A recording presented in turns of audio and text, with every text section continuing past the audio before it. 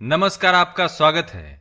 फाल्गुन मास के होली की बात हो और उसमें भगवान श्री कृष्ण का नाम न हो, ऐसा संभव ही नहीं है। हम सभी जानते हैं कि होली से भगवान श्री कृष्ण का कितना अटूट रिश्ता है। वृंदावन, गोकुल, मथुरा और बरसाने में होली की धूम ऐसी होती है जैसे सारा जगत ही कृष्ण के रंग में रंग चुका हो।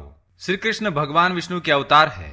वैसे ही नरसिम्हा देव भी भगवान श्री हरि विष्णु के ही अवतार माने जाते हैं। जहाँ नरसिम्हा भगवान बुराई पर अच्छाई की जीत के प्रतीक माने जाते हैं, वे भगवान श्री कृष्ण इस समस्त संसार के विश्व गुरु भी कहलाते हैं। शास्त्रों में होली के पर्व की कई सारी कथाएं और किस्से लिखे गए हैं। दोस्तों, होली का दहन प्रहलाद की याद में मनाया जाता है। होली का दहन के दिन घर के आंगन में अग्नि जलाकर उसके अंदर घर के अंदर की सभी प्रकार की बुराइयां और नकारात्मकता नष्ट की जाती है। इसलिए आप भी होली के त्योहार में अपने घर के सामने होली अवश्य जलाए। किंतु शास्त्रों में कुछ ऐसे नियम बताए गए हैं जो होली दहन के दिन करना वर्जित माना गया है। इसलिए आज के इस वीडियो में हम आपको बताने जा रहे हैं वह कौन से नियम है।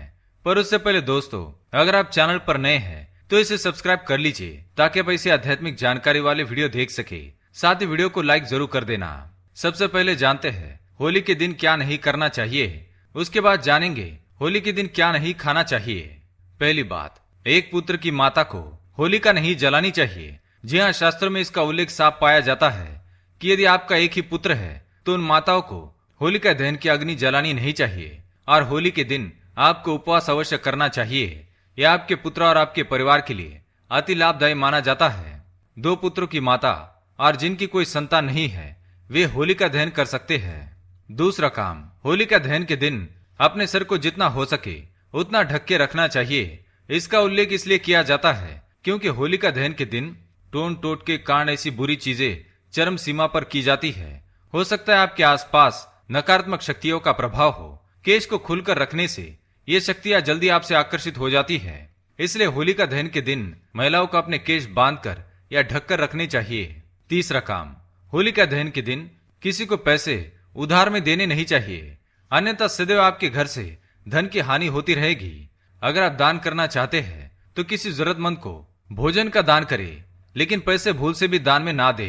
होलिका दहन के दिन गाय को हरा चारा खिलाना अत्यंत शुभ माना गया है। चौथी बात, माता का अपमान करना। होलिका दहन के दिन अपनी माता का अपमान नहीं करना चाहिए। ऐसा करने से अशुभ होता है। शास्त्रों के अनुसार होलिका दहन के दिन हर मनुष्य को अपने माता के लिए कुछ न कुछ अवश्य भेंट लानी चाहिए और उनका आशीर्वाद प्राप्त करना चाहिए। इससे आपके जीवन में जितने भी कष्ट व समस्याएं हैं दूर हो जाती है। अब आइए जानते हैं होलिका दहन के दिन आपको कौन सी चीजों का सेवन करना चाहिए और कौन सी नहीं। सबसे पहले गेहूं और गुड़ से बनी मीठी रोटी, जिसे आप होलिका दहन पर अग्नि में सेक भी सकते हैं। ऐसा माना जाता है कि होलिका की अग्नि मीठी रोटी का प्रसाद आनंद से ग्रहण करती है और आशीर्वाद स्वरूप में घर के सभी सदस्यों को सुख समृद्धि प्रदान करती है। इसलिए होलिका दहन के दिन होलिका की अग्नि को मीठी रोटी का प्रसाद चढ़ाकर पूरे परिवार को मीठी रोटी का भोग करना चाहिए। इसके साथ ही मीठी रोटी और सफेद मक्खन भगवान श्री कृष्ण को चढ़ाने से घर में ऐश्वर्य की प्राप्ति होती है और सभी प्रकार के दुख दूर हो जाते हैं। दूसरी बात, काले चने। जी हाँ, इस दिन अगर आप काले चने खाते हैं तो आप पर शनि देव की कुदृष्टि का प्रभाव धीरे धीरे कम होने लगता है।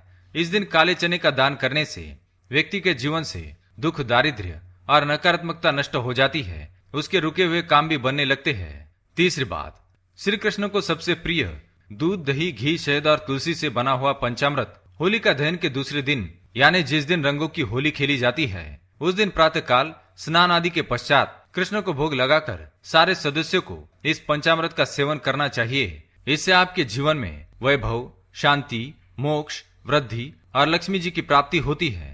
होलिका दहन वाले दिन सफेद खाद्य पदार्थों का सेवन भूल से भी करना नहीं चाहिए, क्योंकि होलिका दहन के दिन नकारात्मक शक्तियों का प्रभाव अधिक होता है और सफेद चीजें नकारात्मक शक्तियों को जल्दी आकर्षित करती है। इसलिए शास्त्रों के अनुसार होलिका दहन के दिन सफेद रंग की चीजों का अधिक सेवन करना नहीं चाहिए। इसलिए आप इस दिन दूध, दही, केला, चावल ऐसी चीजों का सेवन करने से बचे। तो दोस्तों, उम्मीद है ये जानकारी आपके काम आएगी। अगर ये वीडियो आपको पसंद आए तो इसे लाइक करें, कमेंट में जय श्री कृष्ण अवश्य लिखें, साथ ही चैनल को सब्सक्राइब करें। धन्यवाद।